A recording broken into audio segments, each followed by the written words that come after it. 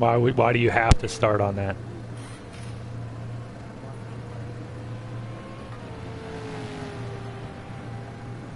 I'm sorry, what's that? We do a strategy. We do a strategy stop. Yeah. You're going to have to qualify on the defaults, but you're going to be able to run the race on whatever you want. You are going to be qualifying on default fuel and hard slick tires. But for race conditions, that's why I'm saying you've got, that's something that, you guys forming teams, besides getting your fuel mileage and making a race map, how many laps I can go, how many laps when the window's open, that kind of stuff, which, guys will help you out with a little bit. The big thing is, you got to test both. You got a qualifying setup, you got to practice, and then your race setup. I think I got my strategy set the way I want them, yeah. Yeah, I'm just going to do some tire runs for you, O'Brien, and tell you what I get. I am filling the tanks. I'm doing it on full load, so the times are not going to be, I'm not super quick here anyway, but they're going to be way off because I'm going to be doing it on,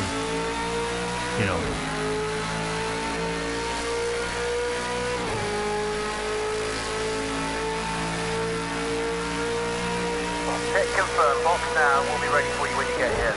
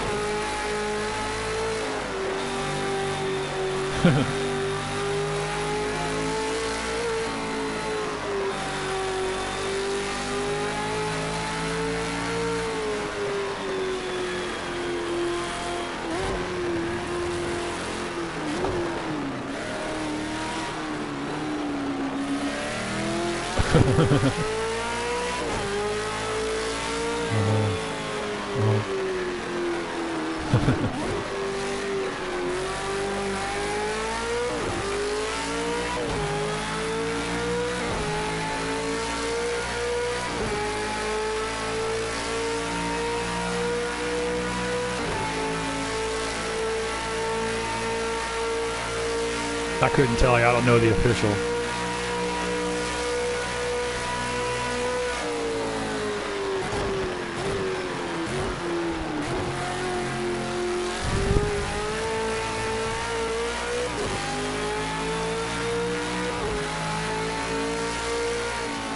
Wouldn't be the first time somebody did that.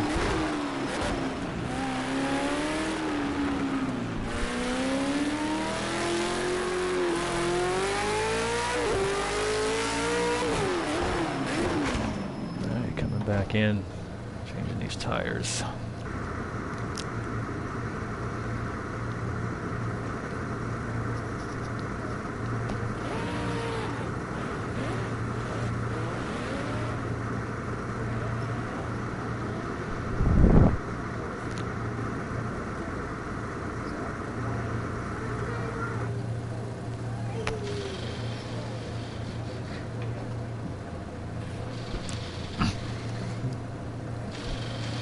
They don't base that stuff mostly off of qualifying. I can tell you from our own BFP experience in SCL, you don't base it off of qualifying times. You base it off of race laps.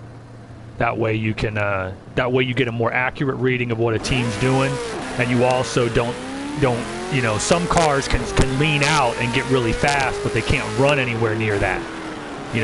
So you can't make a BOP adjustments. That's a big possibility too. Some cars, it's just like we are here. You'll see that in some cars out here in Camel GT, and you'll see it in some of the drivers. I mean, I'm the first one to tell you that it takes me, a few laps in most races to eclipse my qualifying time. I don't know why that is. It's been my whole SCL career. I only have a handful of poles, but plenty of wins, Some guys are like that. Some cars are like that. It's just, you know, you got to base it off of race laps.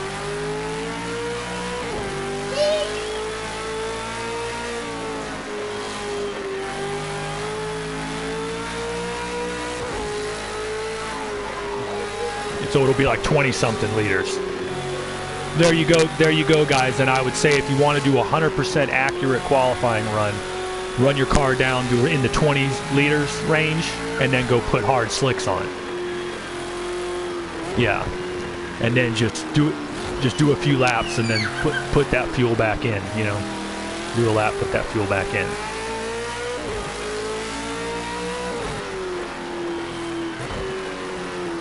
Either way, see, that's something I don't always practice, Shane. I'll just keep doing the qualifying runs on 50 some odd liters, so that come qualifying time, I'm like, man, this car feels pretty nimble. You know?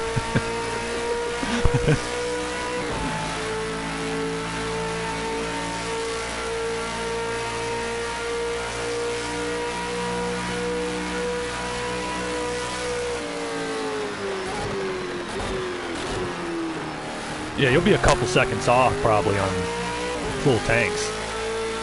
Somewhere, I mean, plenty, yeah.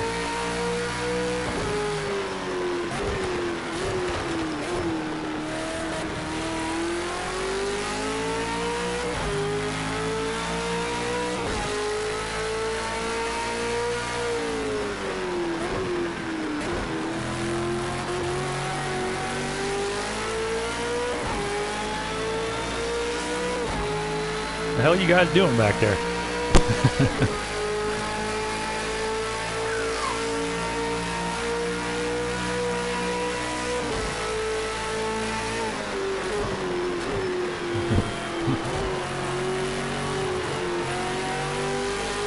So we're gonna have a lot of Aussies, native Aussies in this race, like we did last season. I think there were 5 or 6 last season. There's gonna be probably half the field or more, I would guess, or close to it.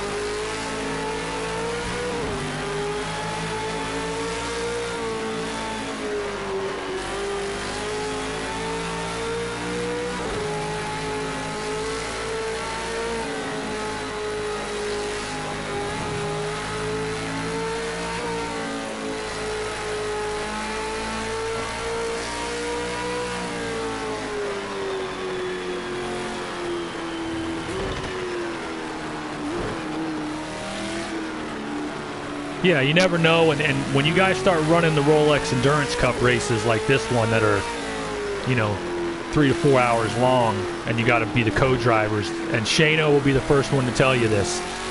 You got to ignore, I mean, monitor where you're at, you know, but mostly when they say run your own race, what it means is look at your lap times, look at your stops, look at what you're running. Because if you might be 2-3 minutes off when people get off cycle and their AI runs at a different time than yours, you might be 3 minutes behind somewhere in the middle of the race, or you might be 3 minutes ahead.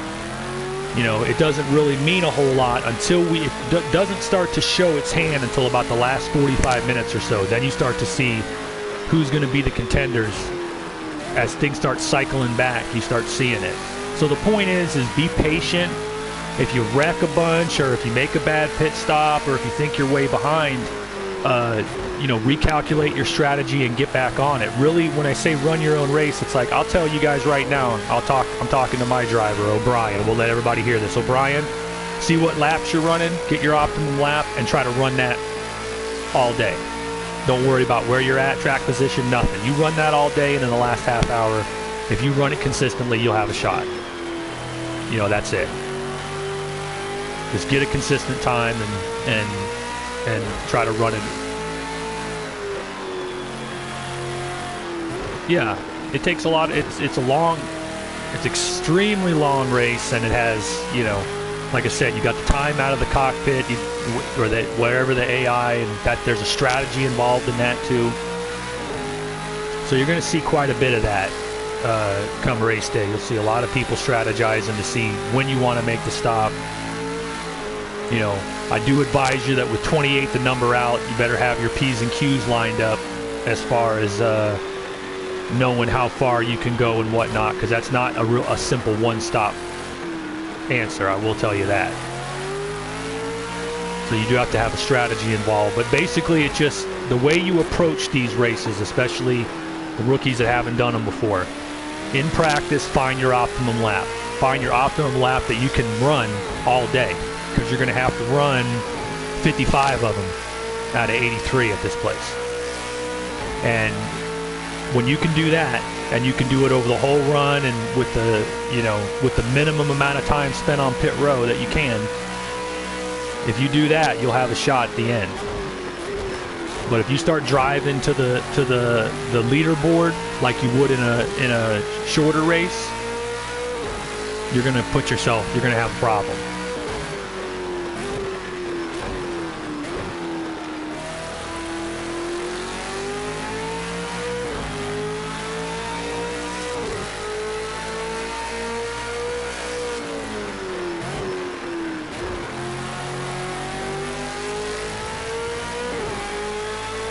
What do you mean?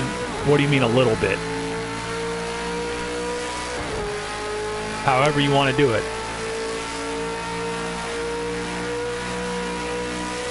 Yeah. It has to be the minimum time we tell you out. Yeah. If you do not make the minimum time out, and it can't be verified on video or on the log that we have in race that you have to sign in and out of, then you'll be DQ'd. You won't score any points. So yeah, I mean, we tell the guys too, if there are people who couldn't complete the race, but they ran the first couple hours and then they put the AI in the rest of the way. You know, you can do that. You have a minimum amount of time that you have to have the AI in, but there's not a maximum. So yeah, you could. Yeah.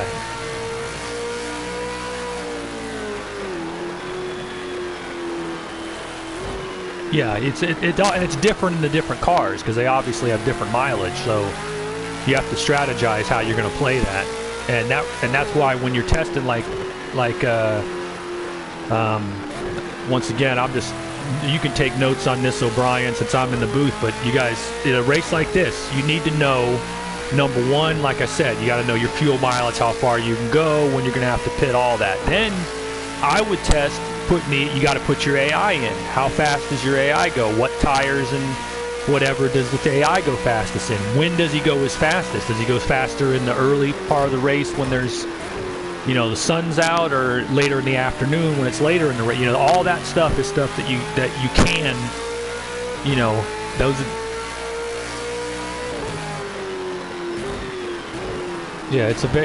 are your variables that you can use.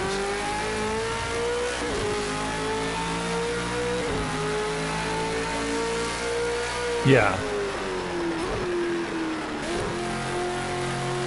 The smart drivers have a race log, a notes. They'll know I messed up because, you know, I finished 15 seconds behind this guy. I lost 10 seconds in that one pit stop. I lost, so, you know, that's how you figure, that's how you get better. And believe me, there's a lot of, you know, some guys are hot foots and come in and do pretty well right away, but a lot of guys struggle early. And hell, I mean, the names that have gone on to win championships that are on that list, myself, you know, Rita, O'Brien, Twindy, all of us were back markers when we started out.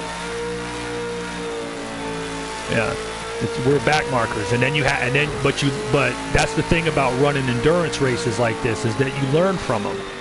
If you put in the practice time and you learn to drive with your head, and you learn how to strategize and how, you know, how all that works, then you'll start improving. That's how I started. Like, if I came into a race and I knew I was this 8th fastest guy on the track, I was determined to finish higher than 8th. And getting your ducks in a row strategy-wise, those of you that ran Winston Cup on Sunday, the exhibition at Indy, played the perfect strategy. Was lucky enough to win it. And what happened in essence, I finished that race with 0.2 of a liter of fuel in the car. You know, I had everything lined up. I knew right when I needed to pit. There were 2 different strategies going on, and ultimately what happened is I was fortunate enough to end up where I was. But if there hadn't been another yellow, me, PT, and Callie would have probably been the only cars on the lead lap. the way that the cycles worked out. But that's a crapshoot, because you don't know how the yellows are going to fall. You don't know how things are going to go. But in that race, it went perfect, and that's just, I got lucky because it all fell in a row. But the truth is, I knew going into the race, if this happens, this is what I can do. If this happens, that's what I can do. And that's really the key. The more races you put in, the more you finish. Even if you're 15th, dead last in the field, if you run out the races and finish them and take something out of it, okay, I got faster here, I tried this out here. Trust me, it'll start to pay dividends by your second, third season in the league.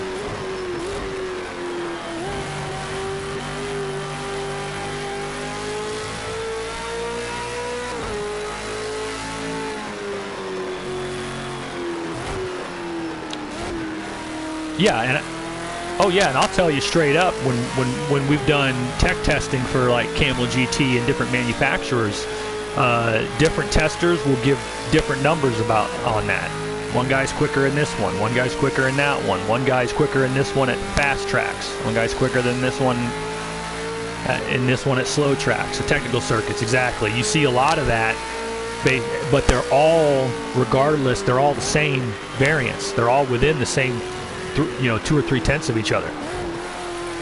It just depends on what you run and what you like to run and what car you're comfortable in, and not to mention what your team's got going on. Politics, if your team owner's sticking you in something, you got to make the most of it, or find a new ride.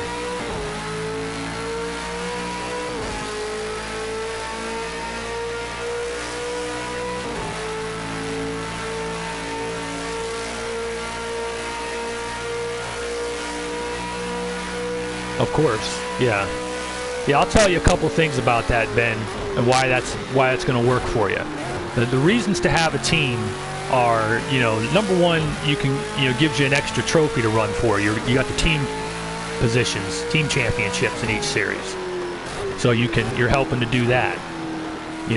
That also helps because if you wreck and get pissed off and decide to rage quit, you're hurting your team because you're not going to be scoring points for them in that race, or at least have the potential to. The other reasons, like you said, is to have somebody to test with. Now, in some seasons, we have silly season every season, just like in real racing. You'll see about midway through the season, you'll hear the rumors start. So-and-so is going to form their own team. So-and-so is going to go drive for Benson. So-and-so is going to go drive for TOW. You start hearing that stuff, just like in real life. And the thing is, though, is that this off season, and you rookies that came in towards the end of last season and in this off season, this has been one of those seasons where there haven't been a lot of seats available in the major teams. There's 3 or 4 of you that no doubt would have gotten rides with the bigger teams in most other seasons, but there simply weren't spots available. But you'll see that change season by season all the time. But like you said, Ben, though, testing. Yeah, testing, getting you can do it a number of ways. You can have one driver on your team who they test one series car and you test the other one, and then you compare notes on race day. Some teams, each of their drivers does a little bit at each one that they're running. A good team owner knows who's running full time and what series, and tells them what to tell the other guys when they pop in. But that's the stuff you'll figure out. You guys are a startup team, but you got a lot of enthusiasm and a lot of talent, so I think you guys will do just fine.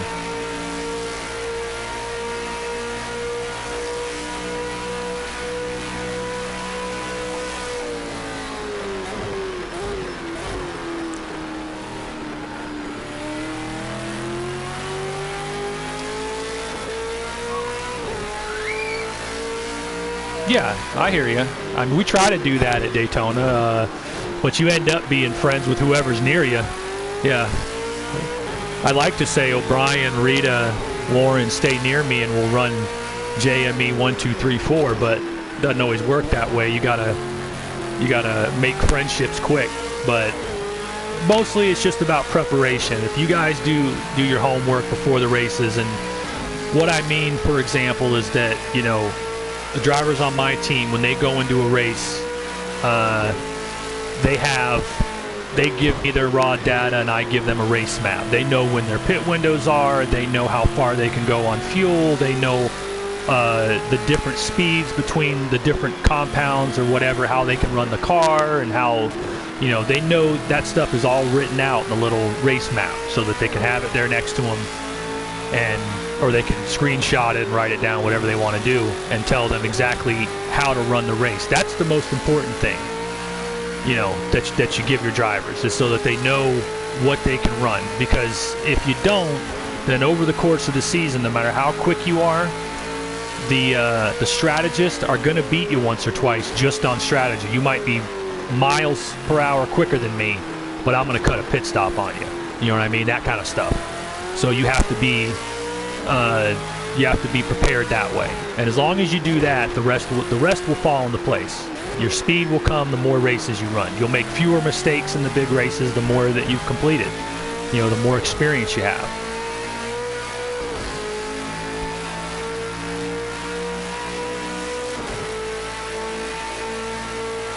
Yeah, and as far as, like, I know the tire pressure stuff is like quantum physics to some people, but really, Rita herself will tell you, who's the expert on, you know, tire testing. She's got personal phone numbers of all the tire reps, put it that way.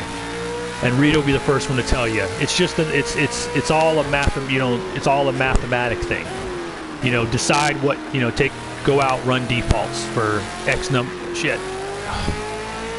number of laps, right?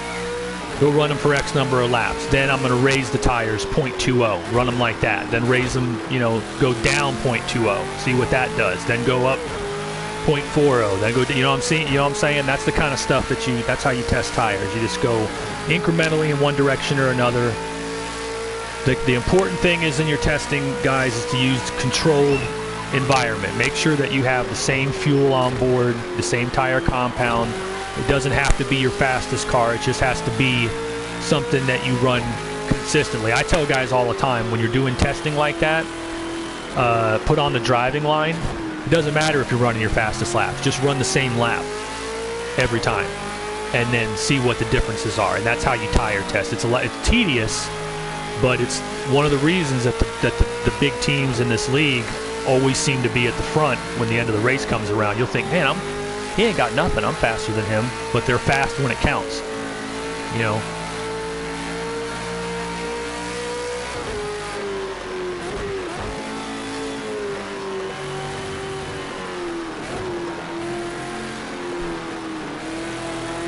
I like this track, and I'm committed to the YouTube booth this season, but I will be running this race again in the future. I like these cars.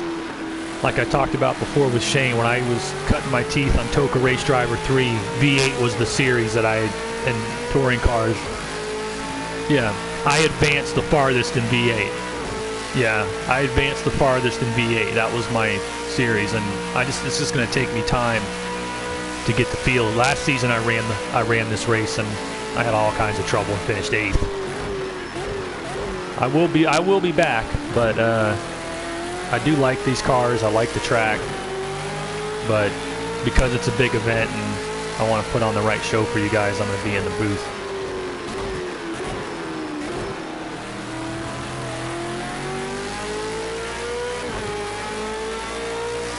Yeah, I mean, I think I'd make it in on time.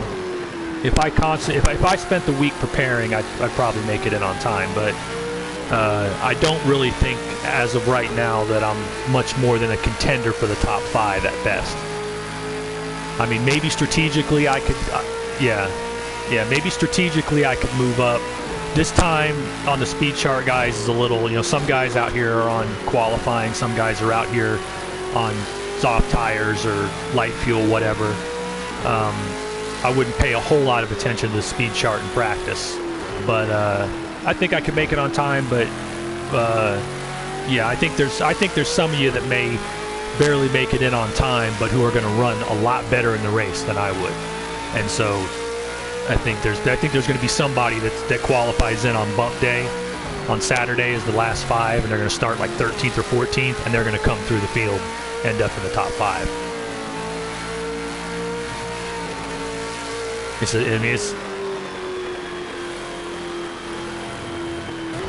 start line on time, it's impossible to tell.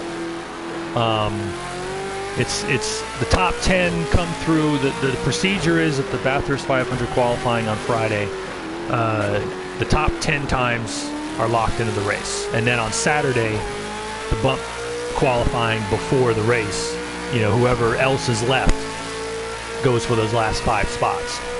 So you have 2 shots at it, Friday and Saturday. But it's tough to tell the time because it's 1 lap, and Bathurst is such a big track that, Shano will tell you, there were guys that ran 2:09 in qualifying, but they were running 2:06 in the race.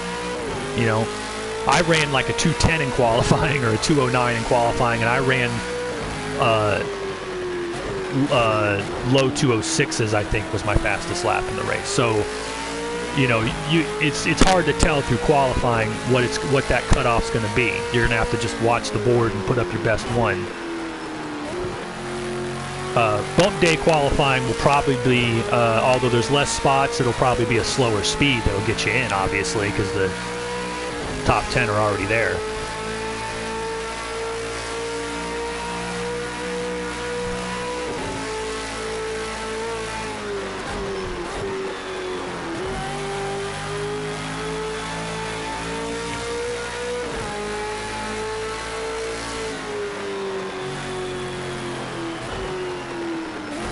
But yeah, I'm not running any of the Rolex Endurance Cup races this season with the exception of Daytona, because that's a Camel GT race as well. I'll be broadcasting all of those.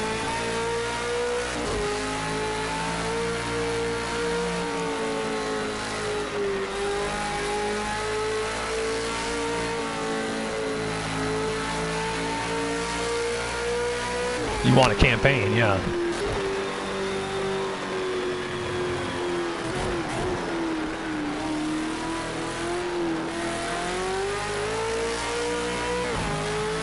Yeah, you gotta make a compromise. You really have to compromise, yeah. Yeah, you really have to compromise. In the JME meetings, that's been the big talk. Like, we're looking okay going into Daytona, but there's other places that are the reason we're in the cars we're in. So it's tough to. You got to make a compromise somewhere and build your strategy around that.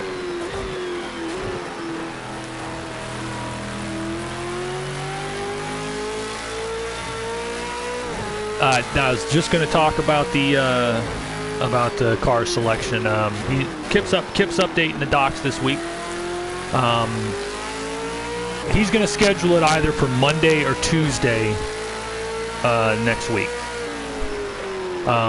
You guys can send, the team owner is encouraged to come. If the team owner can't come, he can send a driver.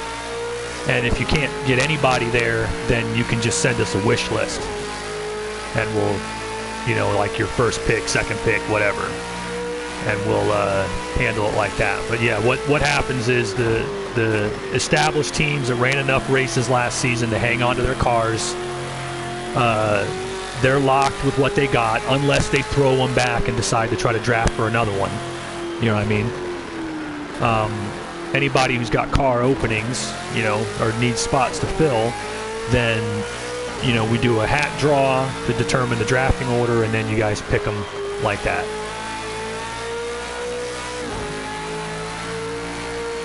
But Monday or Tuesday will be the night. So yeah, make sure your team owners and your, they know that. Yeah, let them know that somebody, as long as somebody's there, or as long as you send us a list. Otherwise, you're just going to get scraps of whatever's left. At the end of the, there's plenty of cars. Yeah. There's something in particular you want, then yeah, you're going to want to make sure you got somebody there. Like, I can give you an example. Yeah, technically LMP1 is going to be wide open. It's a new class. In GTE, for example, like with JME, we ran the 26 and 27 Corvette last season. We're planning on sticking with the Corvette. But Warren, one of my drivers, wants to go for a different livery. So we have to throw the 26 and the 27 back and try to draft for it. You know what I'm saying? That's how it works. We could hold on to what we got, but we've chosen to, we're definitely going to be able to get a Corvette. There's plenty of Corvettes to go around. It's just a matter of which one we're going to end up in.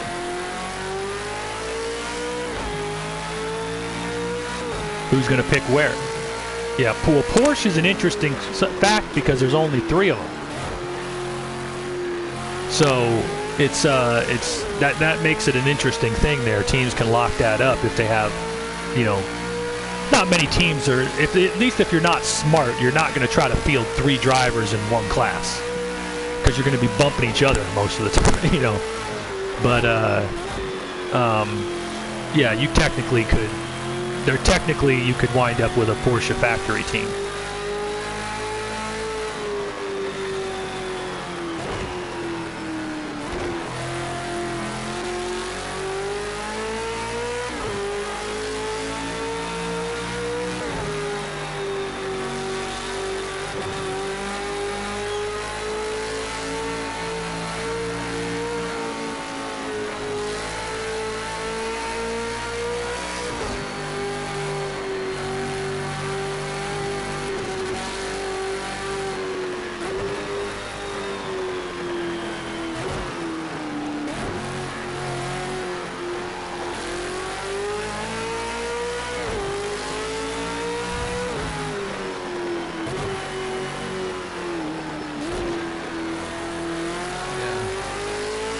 This is a good car. I mean, it handles well. You can muscle it.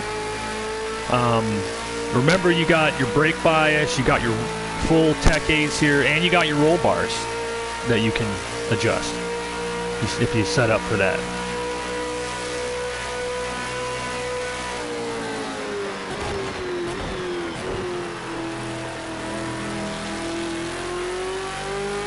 Yeah, do you drive on a wheel or controller? Yeah, it can be a little tough to fill out all those.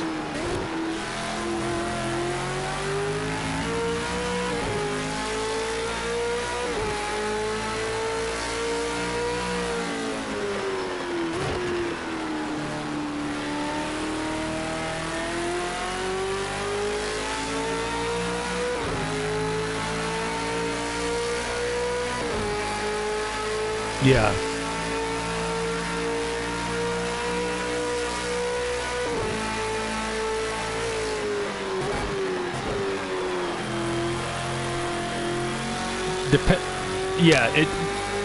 Depending on the track and the car, I run some cars in semi-auto, which is where, you can override the shift. And in certain corners, I'll override the shift. But if I do my recon laps and it's shifting the same place I'm going to shift, then I just take out the human element. Which is, it's very similar to what Nigel Mansell ran in the Williams car when he won his world championship in '92. They started off with a fully automatic gearbox, but he was, Nigel was a great driver who was also a world-class whiner at times. And he whined and said, "I don't like that," and so he had an overriding. If I'm correct, there's probably an F1 guy who's like, "No, you're not quite right on that." But if I remember correctly, they modified it so that he could make overriding shifts on it, and if it wasn't him, it was somebody else in an automatic box around that time period. But that's kind of how I do it in certain cars. It doesn't hurt to have it on there, obviously. Happened to you, Shane?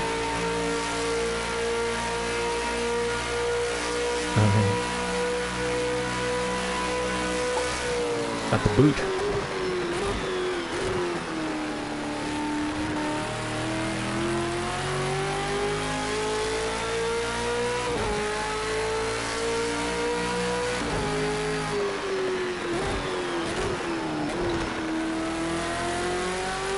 I think I'm just started here, but I think I got a little something for you.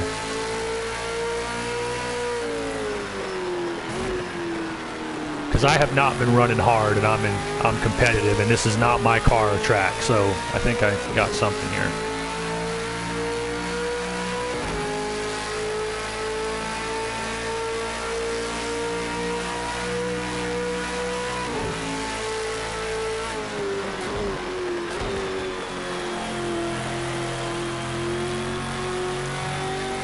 Shane knows what he's running.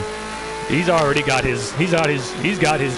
I mean, that's another thing about off-season testing. That's one of JME's strong points, is that for most of our races, we already know. We already got our tech testing done for the season. For like probably 80% of the races. So all we got to do is show up on the week, look at the data, get in the car, and start practicing. You know, that's why it helps to have. Yeah, you're not chasing your setup on race day. Know what tires we're on, we know all that, and we just go out, and then on race day all you got to do is do a, you know, recon runs, get the feel of the track, and then still get you know, surprised by something.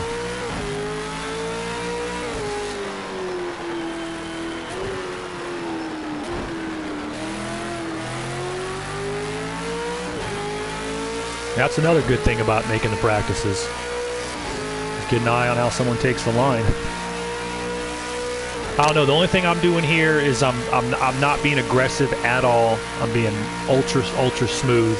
I'm not attacking the corners in any way. Not braking hard. I'm dragging the brake here, setting up the next corner. You know, you got to remember that on a track this big, and this goes for any of the tracks that are this long, paying too much attention to the lap times and the speed chart can throw you off, because you got to remember that guy that comes in and throws that crazy lap a second or two faster than the field, chances are on a place this big, you're never going to do that consistently. You know, your race pace is going to be on the smaller tracks, your race pace might be half a second off of your fastest lap, but at a place like this, it could be closer to 1 or 2 seconds. And so it's not so much, you know, if you're able to run pretty close to your fastest lap consistently, then you're in pretty good shape.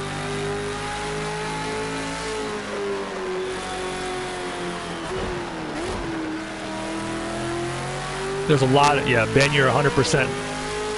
And if I'm talking funny, it's because I'm broadcasting and they can only hear me. So I'm like relaying what you guys are saying. But yeah, what Ben's saying is that there's so many variables, and that's 100% right. That's where your strategy comes into play, as far as getting, you know, when your AI's in there, you know, and when your co-driver's running, and when your pit stops are, and what you're doing on your pit stops, you know, your different strategies, whether you're taking tires or not. Yeah, and that's only early though, O'Brien. In a race like this, but in a regular race, they can fall at any time. Yeah.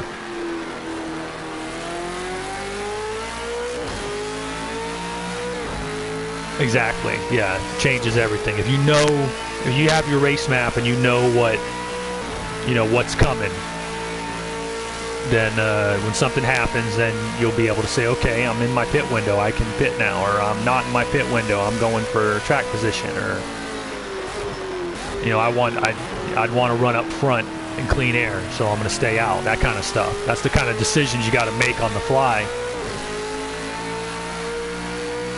That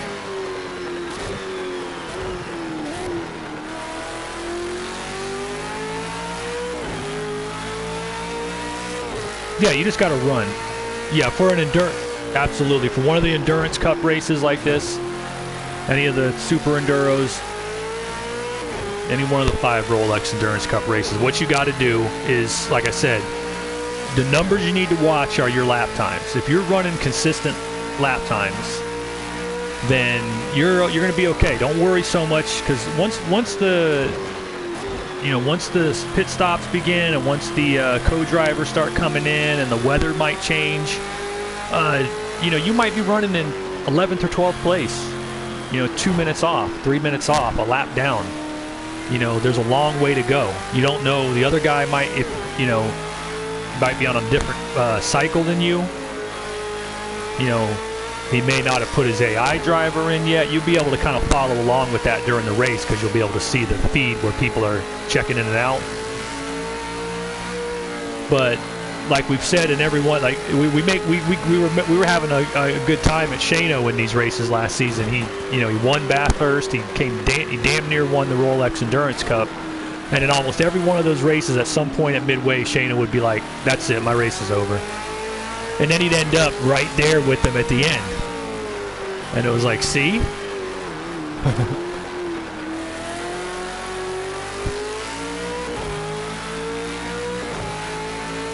There you go.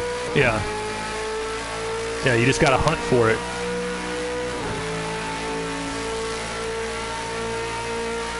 Oh yeah, you'll get much faster when the fuel burns off.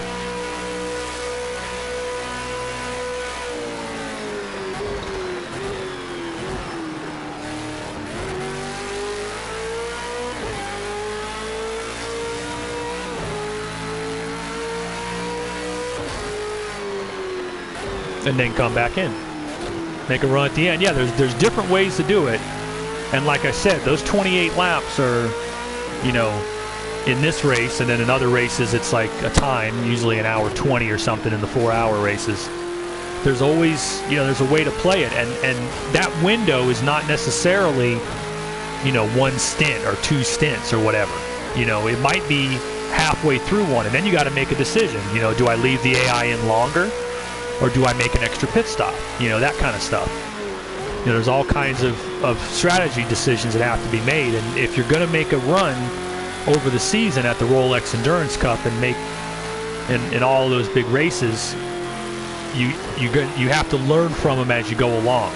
You know, you better have notes from Bathurst when you get to Daytona, and you better have notes from Bathurst and Daytona when you get to Spa, and so on and so forth. That's how you'll learn, you know, how to move up.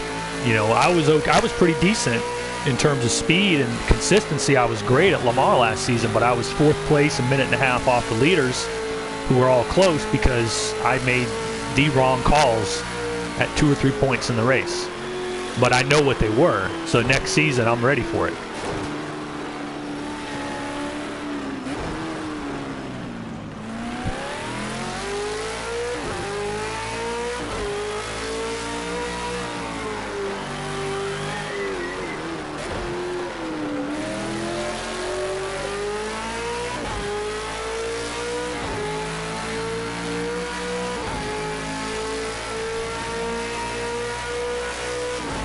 Yeah, you guys are also welcome to. Yeah, you guys are also welcome to open up practices. You know, official practices. All you gotta do is do what we do: practice open, and then, you know, message for invite to the drivers. You know, you're allowed to do that if you feel like it, or you want to rent. If you want to rent a track for private team testing, that's your business. You know, we get a cut either way. So.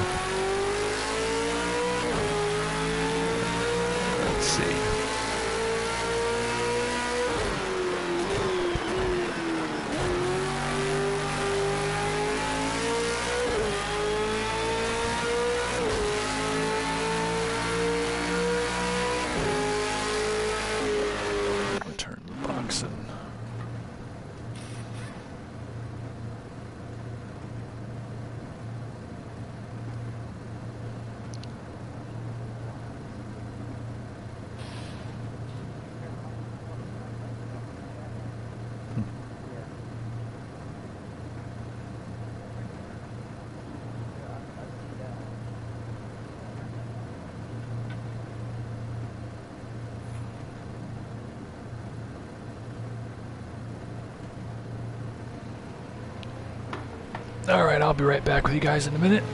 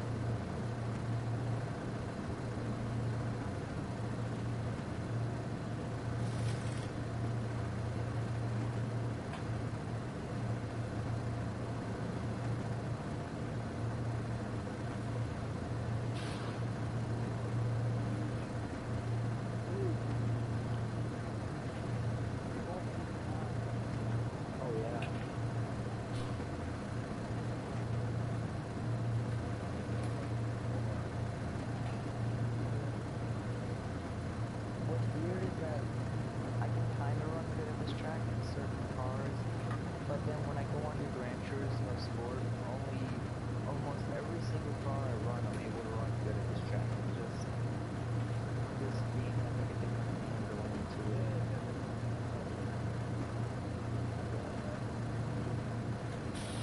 With Gran Turismo Sport, the cars feel way heavier, but in this game, the cars feel way light.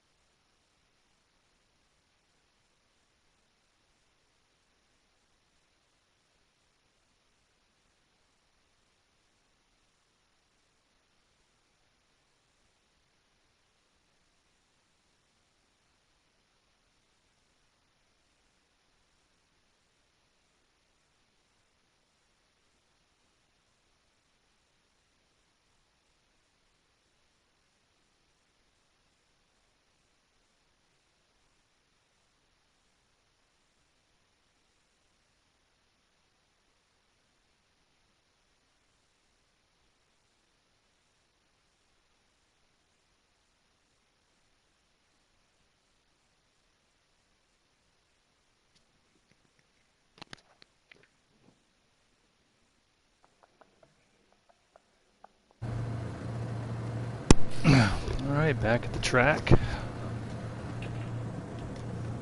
Back on the monitor here. Where's Shango? Where'd he go?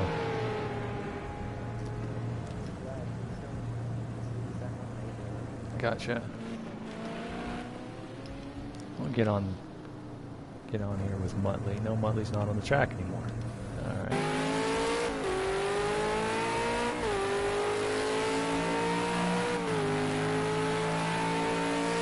And we're on board with him right now.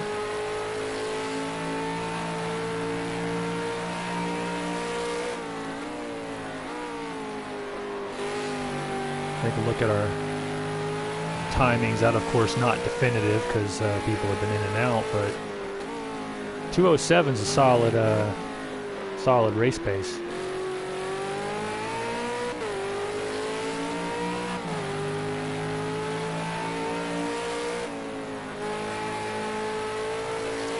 Got the throttle burp coming up the hill, very, very good. Yeah, off early on the throttle coming out, very smooth. Then he knows I'm watching and he does that, but that's okay. Because he's looking solid. Coming down through the... forget what that's called, Muttley. The carousel at the top, what do they call that? The name for it, the lookout, or... Now on to Conrad Straight. Skyline.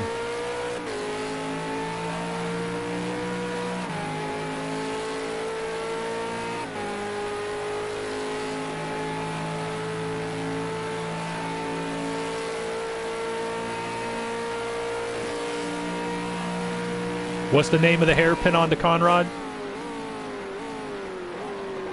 Murray's Corner, that's right, yeah.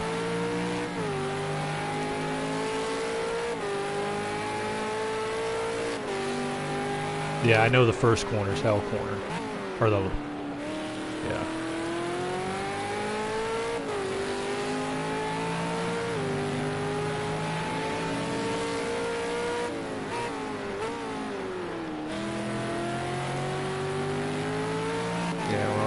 CM, he looks good. Let's give Ben some seat time here, but we're going to go trackside.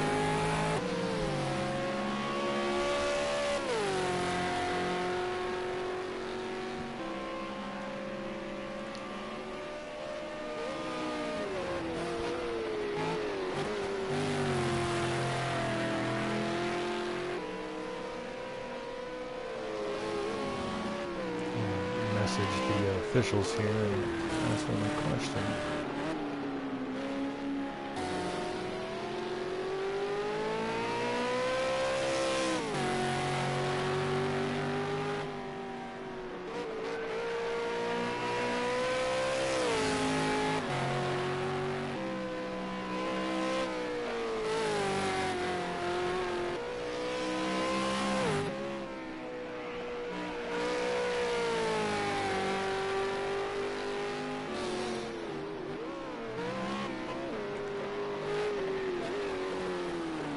Trying to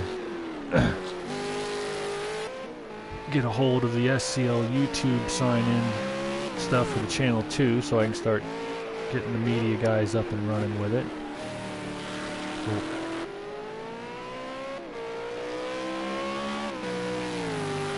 I asked them to send it to me, but so you say I'm on the mic, so you say it, and I'll tell you if that's what I know. No, just keep driving. Don't worry about it. I sent out a message, so it's not a big deal. Yeah, stay on the track. It's fine.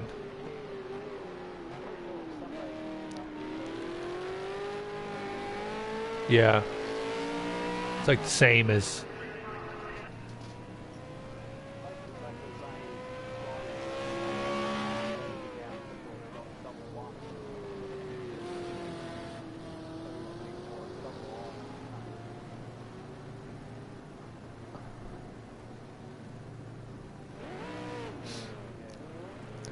Yeah, I'm going to get some of these practice sessions. We'll get some of the other guys that are joining up the media department, start working on their camera skills.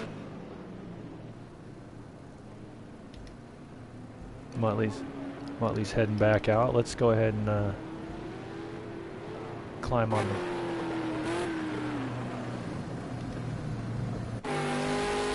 There we go.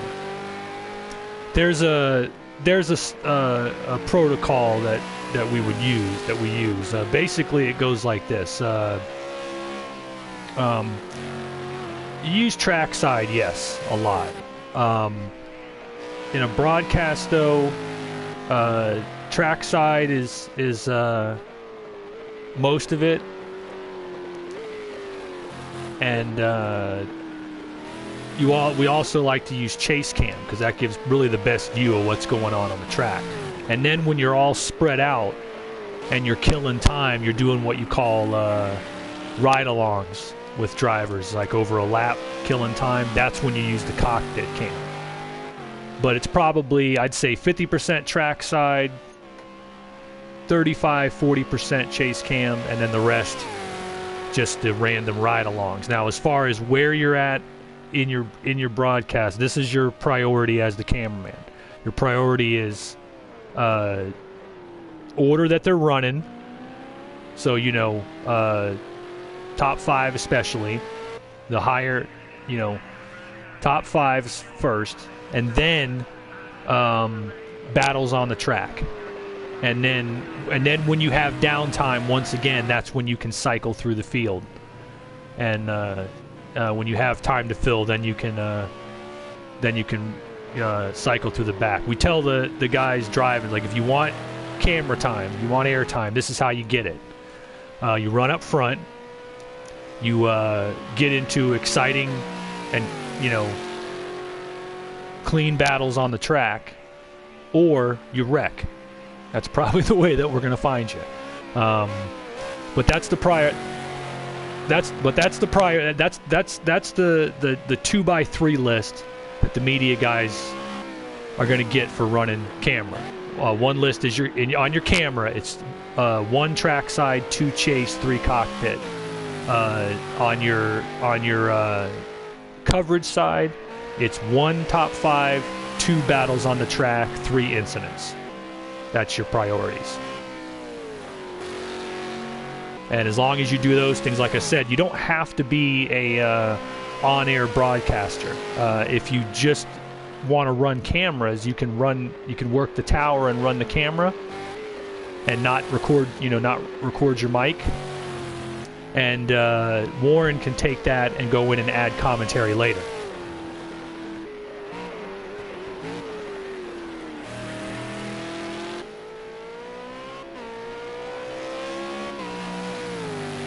Yeah. I think it's easier for him if it's all clear. I'm not sure. You'd have to ask him about it. But yeah, if you just want to run cameras, then you can be in the tower in the room with the drivers, and just not have a mic, recording, and run the camera, and we can go back later.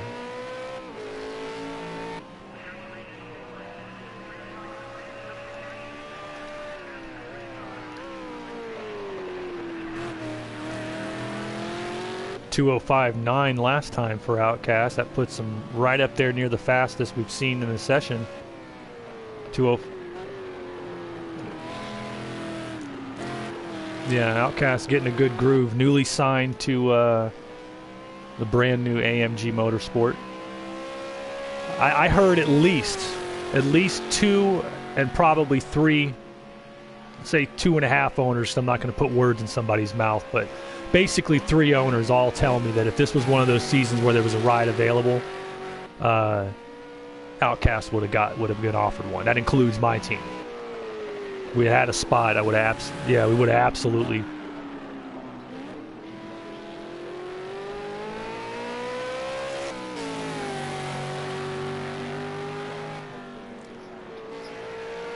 According to our info, you have been signed. We had it sent in. That doesn't mean that you can't tell them I didn't sign nothing and change your mind. But we did have it sent in officially to us today that you're on AMG Motorsport. So you guys, AMG is owned by Aaron CW, and it's got Ben, CM Outcast, and the Wildebeest. That's it. Yeah, Wildebeest. Yeah, what I recommend you guys do, and I'll tell Aaron this. If you guys talk to him before me, then you can tell him what you want to do. Create your own private community, just like we have for SCL for your team, and create your own. And create your own. Create your own drivers thread, like we have the active message board. And what we do at JME is that's how we keep abreast of our testing with each other. Like these are the tire pressures I'm running at this track. We put that up in the community, and it's private; nobody can see it. And that's the best way to communicate between the drivers.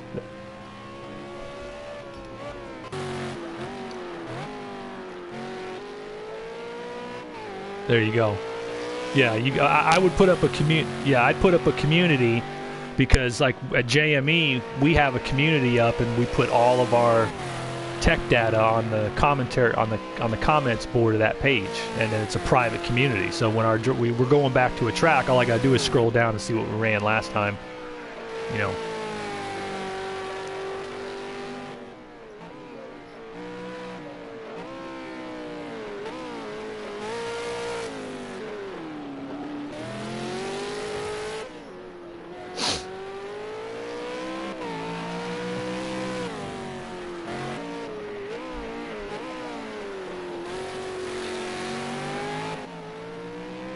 Well, I mean, that's up to you. You got till the season starts to work that out, But as far as we've been told, yeah, he's got you on the roster.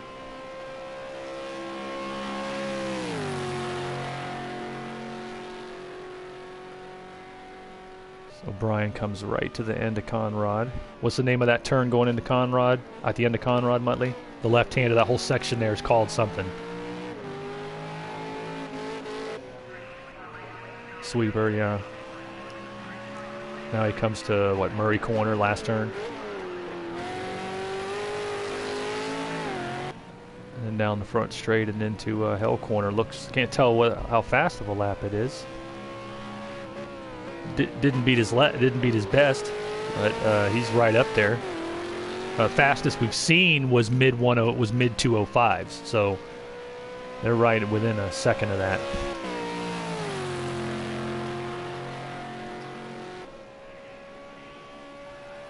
Why is that?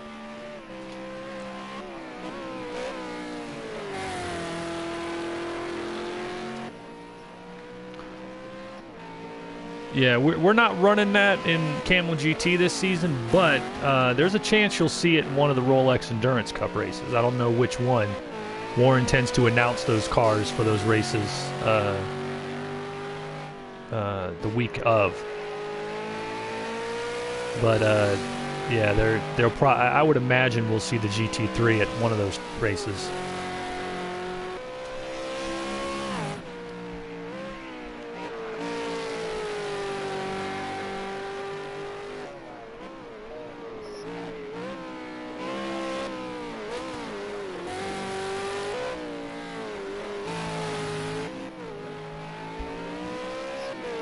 That's what it is. That's what that is. That's the car. That car is designated our Grand National Division car. That's the level down from Winston Cup.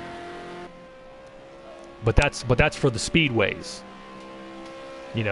Obviously it's just one of the GT3 cars if there's a race involving the GT3s.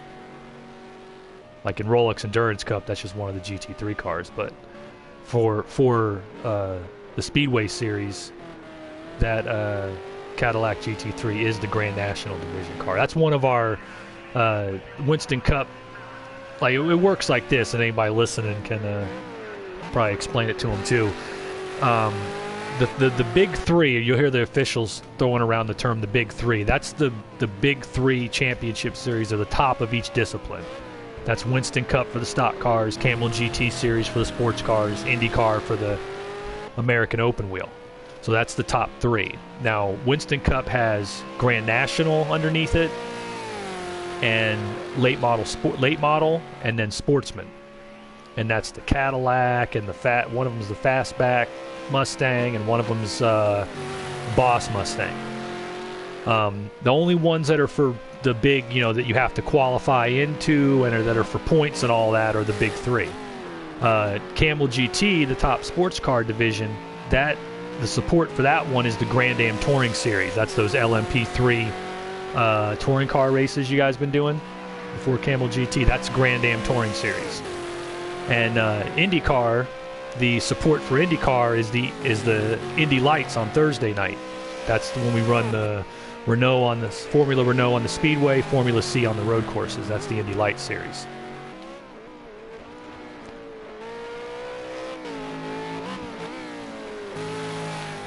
Basically, how that's going to work, guys, too, is when it's the support race, whether it's Grand Am or Indy Lights or what have you.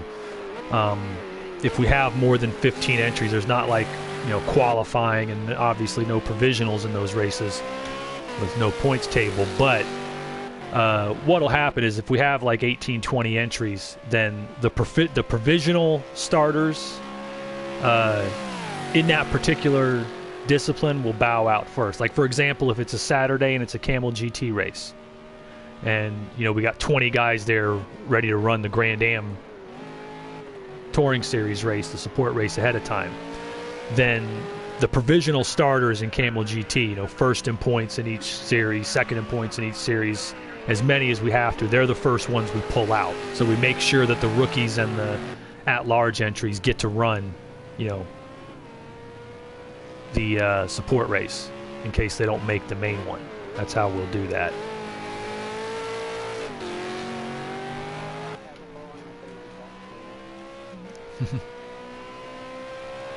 Yeah, if you're leading the points table and there's more than 15 entries for the support race, then you're the first one to go, because we know you're going to be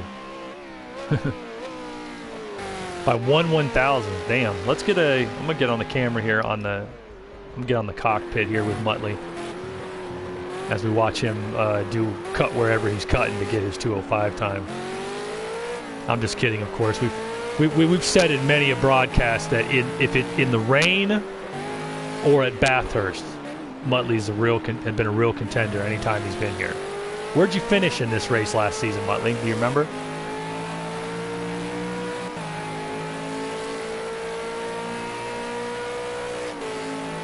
I want to say 6th or 7th is where I remember you being. I have to go look it up. But you would run up in the top 3 and 5 for a good portion of the day. I remember that.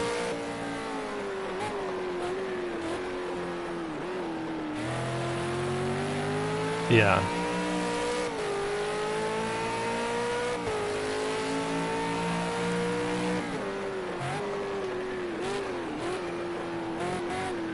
Oh, no, absolutely. Taking off. What was that? All right, man. You have a good one, brother. We'll see you. See you later. They'll definitely be. They got a race tomorrow night, but we'll definitely have another Bathurst test on Thursday.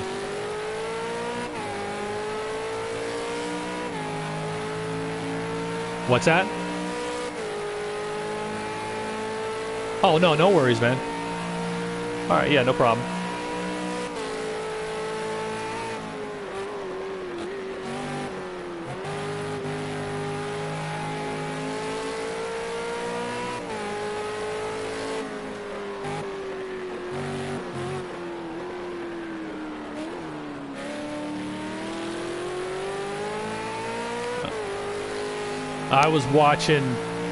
I was on YouTube, Muttley, and I was watching the 1979 Bathurst 1000, and you could tell by looking, those were the days before. Can't say I was a huge fan of their. I believe that and this is just from what I gathered. I know I actually know my Australian sports pretty well. And I know one of the interesting things in Australia that's kind of like it is in America, or was at one time, is that part of the problem that the sports have domestically is that it's real fractured. like in football, there's areas that play rugby league, there's areas that mostly play union. You know, it's like that in England too, and it was the same way in motorsport, because that 79 Bathurst race, that was when they were, you know, New South Wales apparently had they ran a different touring car class than, you know, Queensland did or something, and it was a hodgepodge of cars. It was before they had gone V8s, and it was a good race. Yeah, it was a good race, but you could tell by looking at the track. I mean, it was a rough ride. I mean, there were places where you could see the sun, the shine off the track, because there was no asphalt hardly left. I mean, you could easily see the worn tarmac where you could see the tar shining up. And then there were whole sections because they didn't use a safety car at all. You know, they would just send a tow truck up the mountain, you know. Yeah, and there was dirt. I mean, the track anywhere near where there was grass and sand, which is pretty much everywhere, there was dirt all over the track, and you could see it. And it was just, I'm watching this race going, man, it's Sebring is what this is. I mean, this is Australia. It's, you know, Australia and the U.S. are so similar because we're both, you know, former colonies that are on our own continent, and the cultures are similar in both good and bad ways, you know. But one of the things I know, you know, you guys have your NRL Grand Final, we have the Super Bowl. To me, I saw Bathurst and I said, Bathurst is the Sebring 12 hour. That's what that is. That's what it's the race on the track that is so damn difficult that you can't prepare for it. You know, you can't. Like over here, they don't prepare for Sebring. It's like you get the car ready, but what you're really preparing for is what you're going to have to fix, because nobody has a smooth. You know, the 12 hours at Sebring are harder on the machinery, and this is a verified fact that any factory team will tell you. The 12 hour at Sebring is harder on the car than both Daytona and Le Mans at twice the distance. Much harder on the car. And I saw Bathurst. That was the first race I had watched front to finish, the whole 1,000, and I was convinced this is right on a par with Sebring as the toughest endurance race in the world. I mean, this track was just brutal to those cars.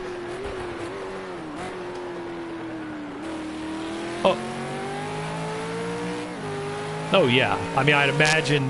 I mean, like you said, the repaving has made a difference. Even from my experience here, from my days running Toka and from GT6 when we did the occasional event. I know Camel GT ran here before. It's a better track. It's not as treacherous. There's grip now that you can find.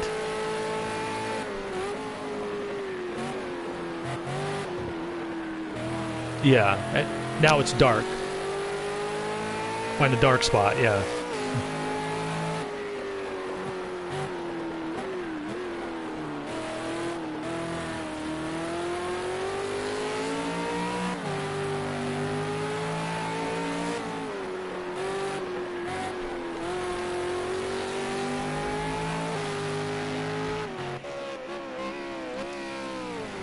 Oh yeah, I mean, you could tell that it's a better. I mean, maybe my assessment was based on the one I watched. Maybe today, it's probably not as bad as Sebring, but just the nature of the course in these cars tells you. I mean, just us out here, you guys are all thinking about what you're going to see over 500K in this race, and I can tell you right now, it means about halfway through. What just happened to O'Brien right there. It's going to take is, you know, one little lapse of focus, you hit the wall, and now you got to gather it back up to get through the rest of the downhill. Because if your rhythm's off, there's a really good chance you're gonna either make a mistake or you're gonna lose a few seconds on that lap, as opposed to just like a normal track where you might lose half a second. You'll lose a lot of time coming through the up and down the mountain if you make even the slightest error.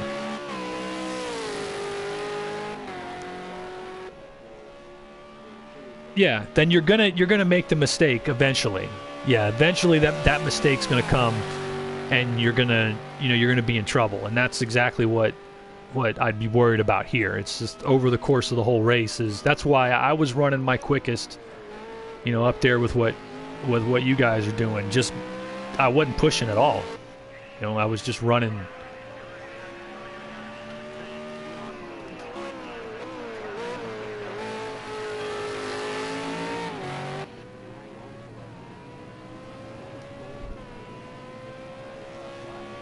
Exactly.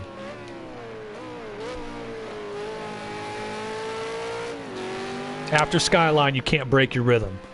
You can break your rhythm in Hell Corner, get it back. You can break your rhythm going into 2, get it back.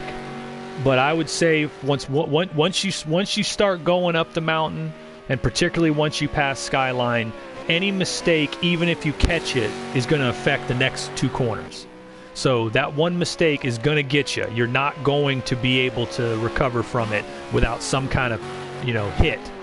And so, once you get back, you go through the hairpin and get back on the Conrod.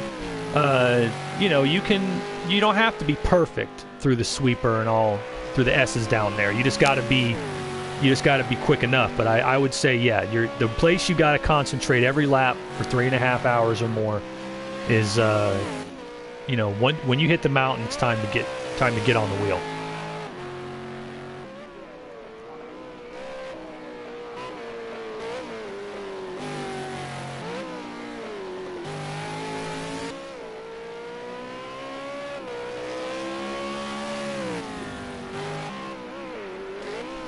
Oh yeah, it's not an easy place to run, but it's rewarding when you do it right. That's what I like about Bathurst. I've never mastered it, but when I started racing on it back in the SCL's GT6 days, a lot of meet races more so than anything.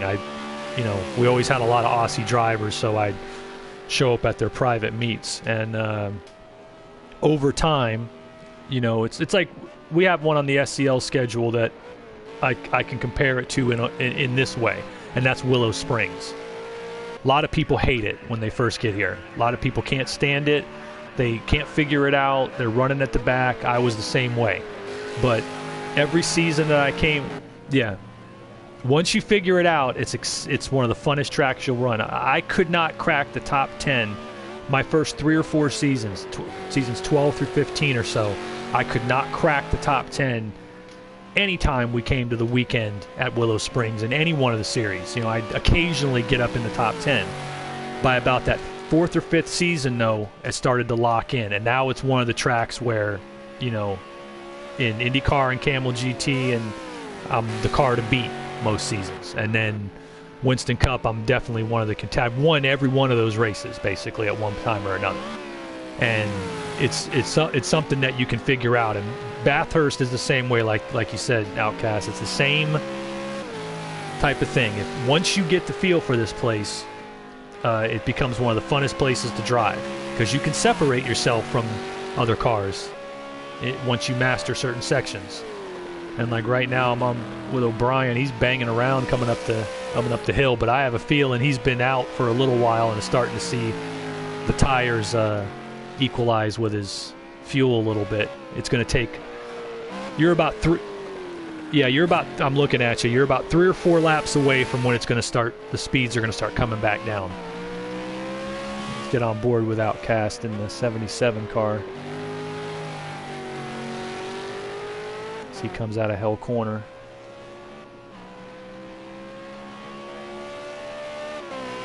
Yeah, like that's what CM was saying earlier. That car was fastest when he put the fuel on it.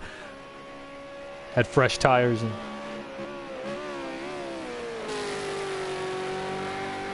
Yeah. I just post them on JME or whatever. But I can try them out too. The next thing I'm going to be looking for you is just a probably Thursday is like we can start locking down the tire pressures. Once you have, because basically there's a 2-part step to that, and it's you find the pressures that you think are your fastest, but then you have to run them the full distance, because there's been many there are, as you guys have seen by being on JME and going through the data, there are quite a few races where we are not running our fastest setup in the race. That you'll look at the numbers and go, well, this one was quicker. Yeah, it was quicker, but with 10, 12 laps to go, you're getting chewed up, you know.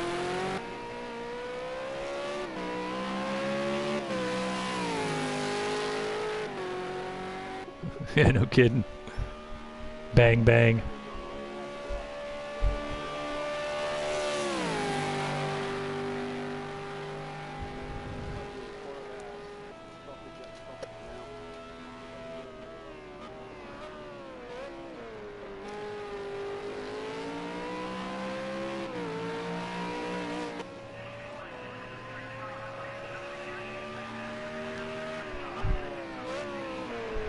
A great race, they call it. That's going to be that. It was a good one last season. I think with one under our belt, I'm anticipating another Le Mans, Spa, Daytona style finish at this one. I mean, can you believe how close the Rolex Endurance Cup races were last season? I mean, all of them were down to the wire. I mean, they were not all as close as 0.8 of a second like Le Mans, but they were all still up for grabs with the final few minutes to go.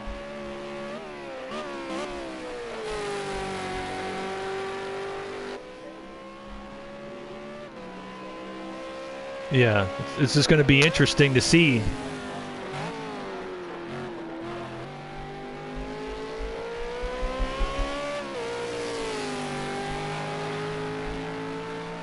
Oh yeah, I mean, just bad luck. I mean, what happens if you're coming up the hill and you catch 4 or 5 AI cars in a row? I mean, I don't think you're ever passing.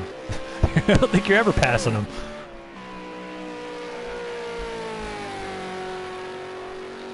Let's say that you can get them on Conrad.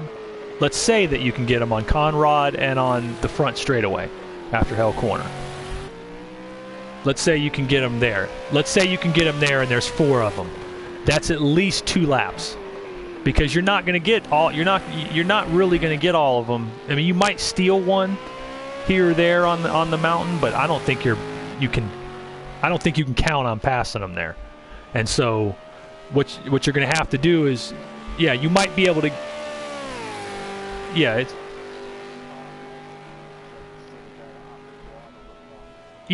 but you got to be on top of them at that point. Yeah. You're not getting them, yeah. Yeah. So at the bare minimum, 4 cars in a row, you're thinking 2 laps right there. That's 2 laps where you're losing at least the 2 or 3 seconds a lap. They're slower, so you're losing, but probably more because you're having to work through traffic, and they are too. So that's where your decisions and luck is going to come into play. You know, if I was in my pit window, even if I was planning on staying out longer, and I came upon that, I'm hitting the pit box. I'm getting the hell away from that as soon as possible. But you can't always do that. You might have 6 or 7 laps till your window opens or more, and there's not a whole lot you can do. You just gotta, work your way through it. I always try to think of it like this. Whenever I'm in a Camel GT race or in any race really, and I hit traffic and it starts to mess me up, I think the other guy has to go through the same traffic. You know, it's gonna come. It'll even itself out.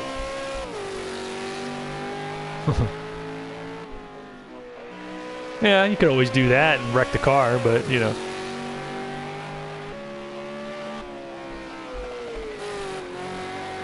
You know that the first person who gets stuck on the mountain or at any one of the Rolex Endurance Cup races and forces the red flag to come out, the first person that does that is going to be Dunce of the Year. Well, think about what that would entail. Let's say 3 cars get so wedged up or messed up or stuck on the hill, and big wreck, and somebody lags and are sticking out of the wall and whatever. You would have to have everybody get back in their cars and pull them into the, if the AI's in, pull them into the pits. Well, you'd have to try to get everybody, if you had to red flag it, you'd have to get everybody back down and get in your car, bring them into the box. it would be a major ordeal if that was to happen. And so it would, whoever decided to go 3 wide on the mountain and coming down Skyline at that point is going to be the idiot of the month, you know. It's like,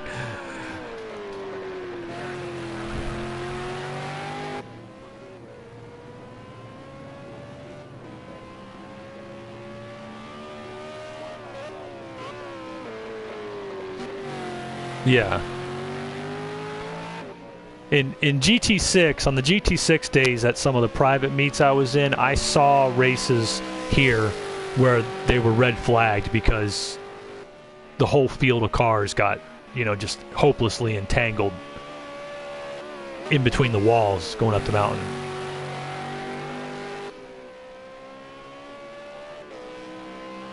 Let me put it this way. I was in a race, it was like a 10-lap private club race here. It was like vintage touring cars. And we were, you know, it was a full field. And we made it through turn 1.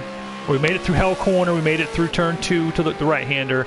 And then it was coming up the left-hander that things all went to hell. We got so stuck that they had to call the red flag because the leaders started piling in to the car. That's how long we were sitting there trying to get out.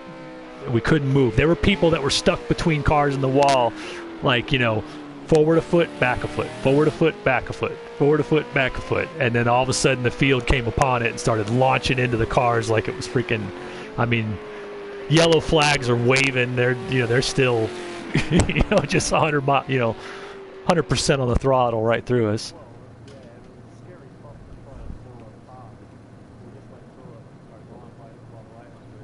Well, I can still remember exactly how it started because I was on, like I usually am. I was coming, I made turn 2. I was on the right-hand side, so I'm on the outside going into turn 5, you know, going up the hill, the left-hander. And as I'm on the outside, I'm looking ahead of me, and the car that did it came up the inside way too fast. Tried to go up the inside, going up the hill on the left-hander into 5. Went up into it, got clipped at the back end, bounced through, spun sideways, and hit the wall, and so ended up perpendicular to the track. And at that point, the cars piled in, and the other ones that couldn't quite make there were cars stuck at the corner that were starting to turn left side, hit the wall. Other cars are beside them. They couldn't get out, and I just came to a stop on the outside.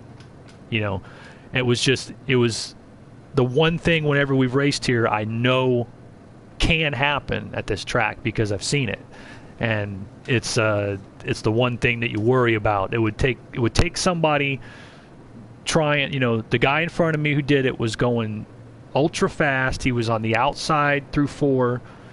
He thought he saw a chance to go inside and make a pass. The problem is, unless you're completely by that car, where's he, you know, that's the kind of arguments we'd get in with drivers in officials meetings when we'd be like, well, I had room. It's like, yeah, but where were you going to go, and where you have to leave somebody room to make the track. You can't, your move cannot be, it's illegal for your move to be, you know, he either goes in the grass or he goes into the wall or backs off. If you do that, that's dirty driving is what that is.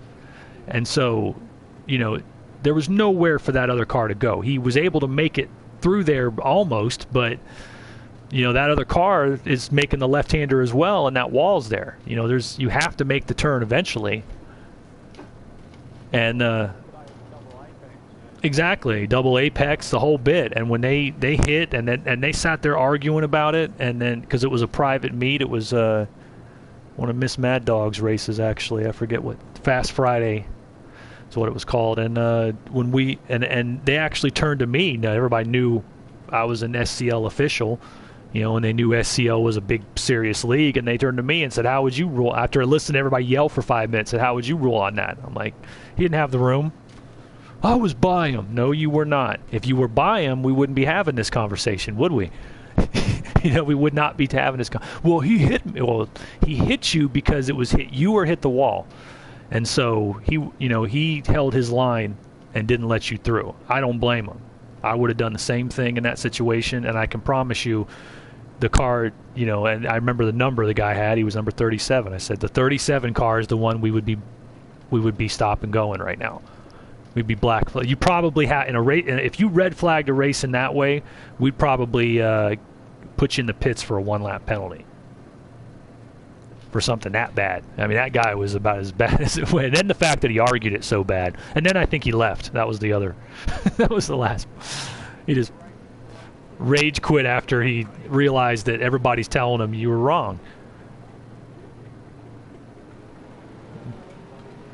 That's almost as that's almost as funny as Coop was one of our old drivers, and Coop he was one of those guys who always had internet issues, and I remember being in a room with him, and Coop was saying, we're like, Coop, you're lagging, Coop, you're gonna have to pit.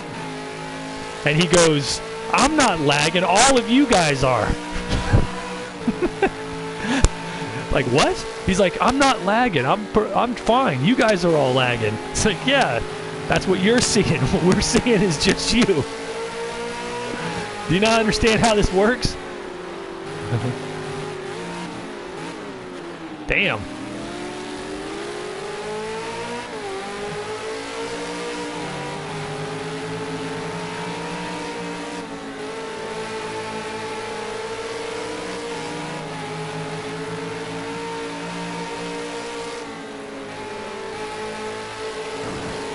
I'd rather pass the guy on Conrad than anywhere coming into the mountain like that, because yeah, he's gonna be thinking about it. Like right here, give you a little a little nose candy right there, little chrome horn. Right there you go. Now that was basically the same move you made, O'Brien. So it's not a bad move. I mean, you're door to door. It's just if you both don't, there's no room to do it. I don't know, a second or two earlier, Muttley, you guys might have been able to make the corner side by side. You might have been able to do it.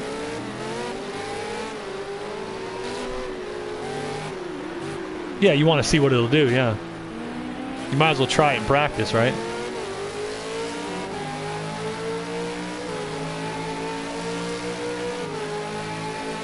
Yeah, you want to be on the throttle as much as possible.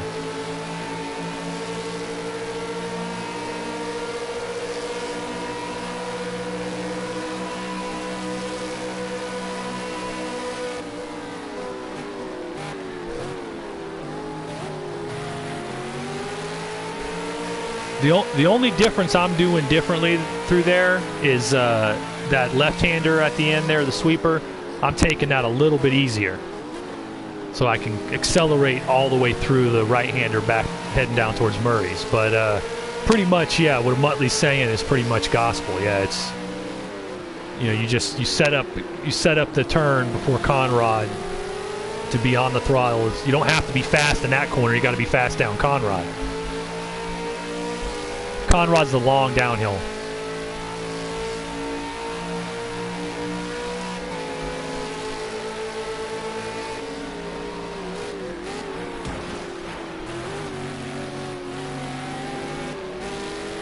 Yeah.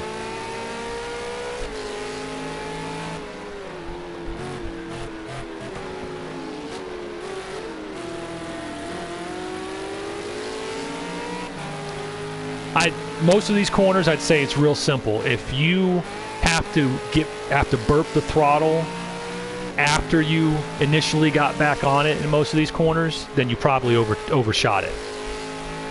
You should be able to just roll and then throttle through, especially like where he's talking about down there, heading on to Conrad.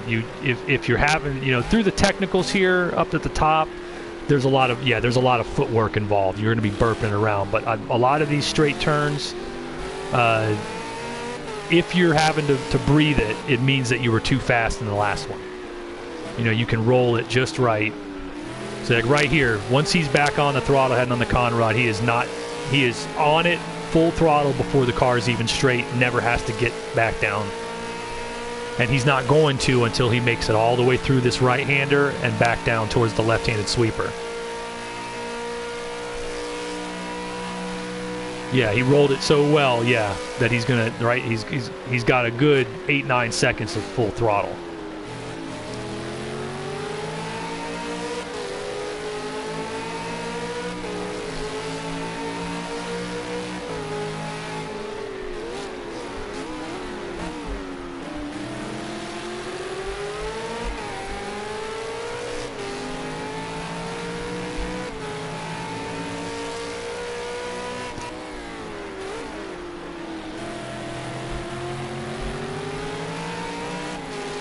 you hit them in the face with debris, you're braking at the right time.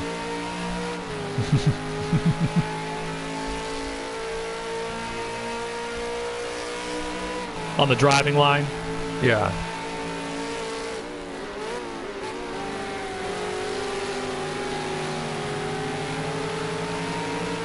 You're right, you were quick as hell through there.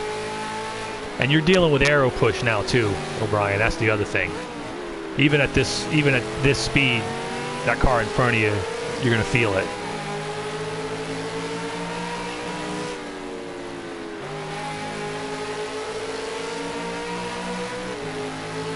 It just, for me, it just means back off the throttle a little more. Yeah, let it roll a little more. And if you stay at that good distance, then you're in his draft on the con rod. That's all you got. You don't have to be close here. You got to be close on the straight.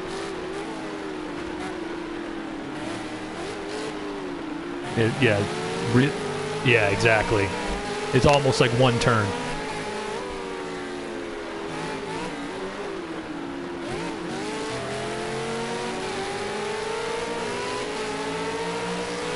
I don't. I let it roll. Yeah. Now, when you're in traffic, that's another story. When there's cars in front and behind you, yeah.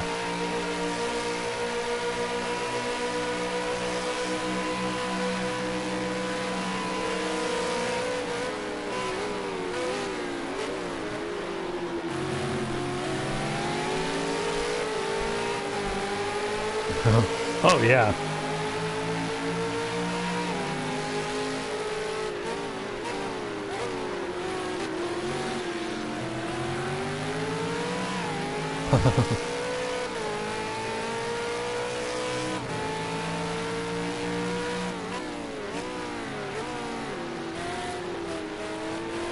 Been playing too much Grand Theft Auto. I see a ladder or something in the background. I want to climb up it and start sniping people.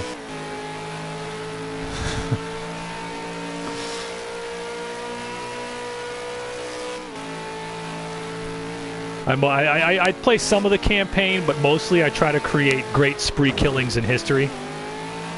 You know, recreate them as best I can, but, you know, it's kind of hard because the police response is far more competent in GTA than it is in real life. So it doesn't quite line up. Of course, you have more firepower.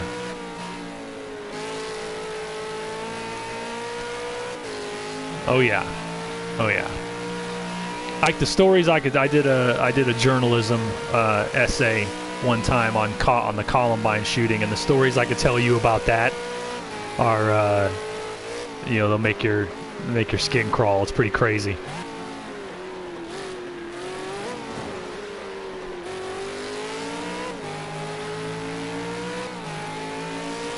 Yeah.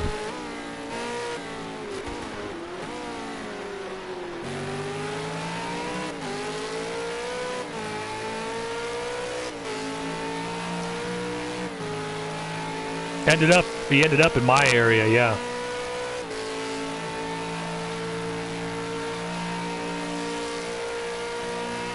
Yeah, it's interdepartmental stuff. Yeah, there's always that.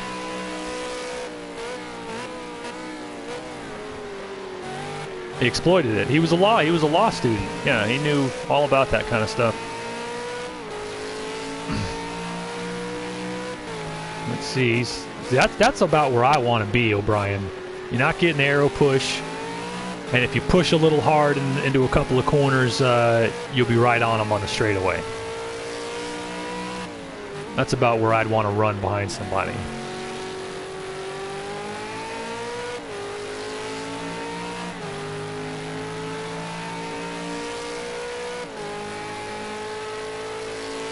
Yeah, there's different. They'll heat up when you start racing. They heat up quicker. I mean, I've watched it on. I've done the research on telemetry. But yeah, you start racing harder. They'll heat up and wear faster. Same thing with the brakes. Start using the brakes, you'll get brake fade in these. That's another reason why it's so important to roll through the corners, is to not develop brake fade when you've been riding on them really hard. Those brakes heat up they're not going to work for about a lap. Not going to work right, and it'll feel different. Follow me.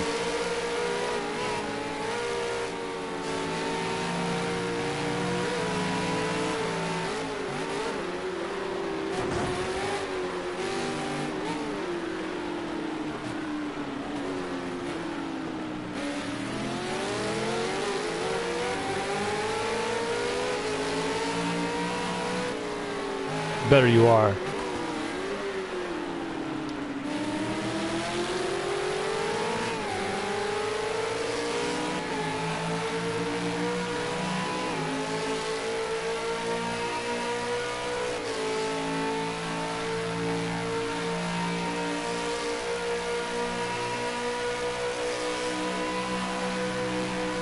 Damn. 182 miles per hour top speed. Whew. That is fast in a car like this. That is very, very fast in a car like this. We get spoiled because we're sim racers and we've been in 300 mile per hour cars on Route X, you know. But the fact of the matter is that having been in having raced growing up and having been in a car that did about 150 top speed before was the fastest one I was ever in. I'll tell you straight up, 180 miles an hour in a car like this is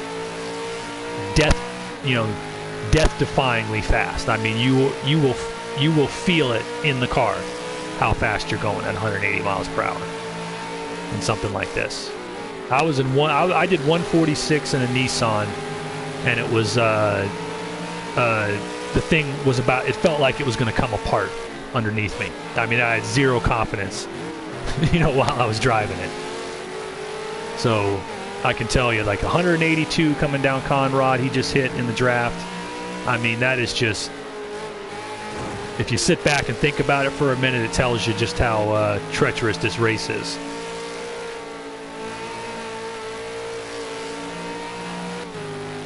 I mean, that's NASCAR speeds in a car that is in road course trim. It's got.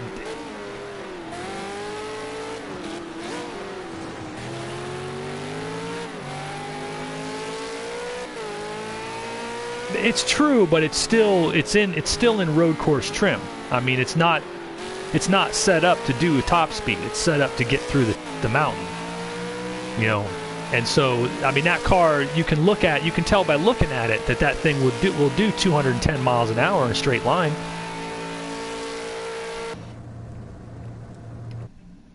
That if you were to trim that car out, it would do 210 easy. You could do 200 around Daytona in that car easily if you trimmed it out. I was hoping Penske was going to actually take.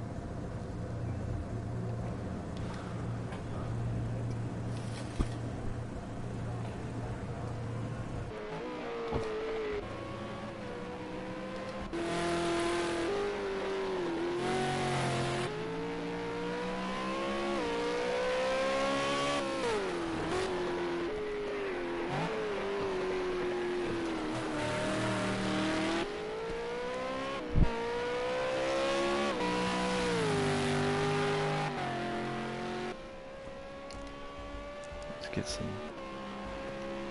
What's up, Warren? I was just about to head off to eat, but I'm glad to tag you in. O'Brien will get you caught up on what we sorted. I hear you.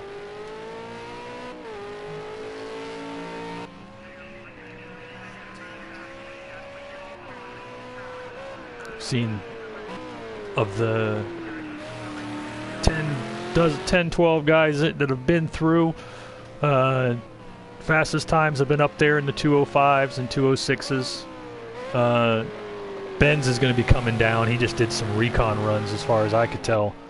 But yeah, we're seeing a race. We're seeing I'd say a race pace of 206s and 207s with a fast pace of 205s and 206s. Does that sound about right?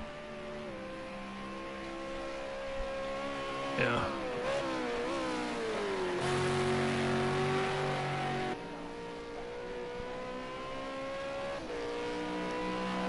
he's fast in these cars, yeah, and he is. But that race pace I gave you is accurate. He's running 205s to 207s lap to lap, just like everybody else. But yeah, he's the defending.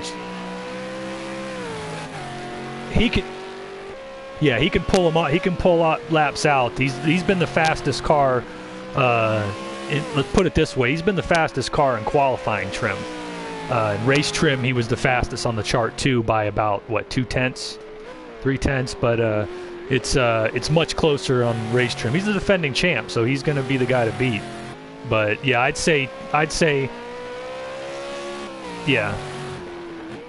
I'd say 205s to 207s are the race pace.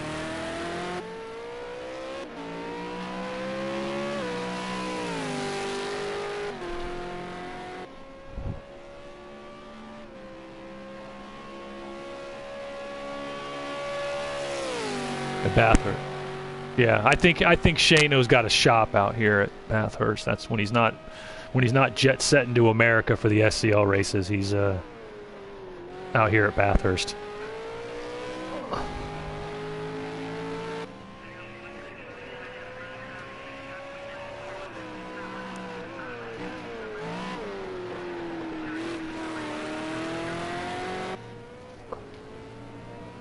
Be ready for it in case it comes up, yeah.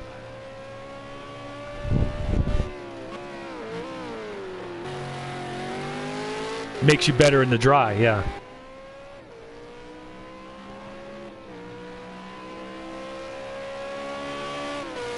You've already shown improvement in speed.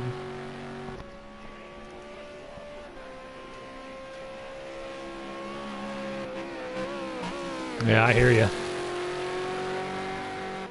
All right, well, I do have to get her going. I'll turn it over to O'Brien and Warren. You guys got all the time you want.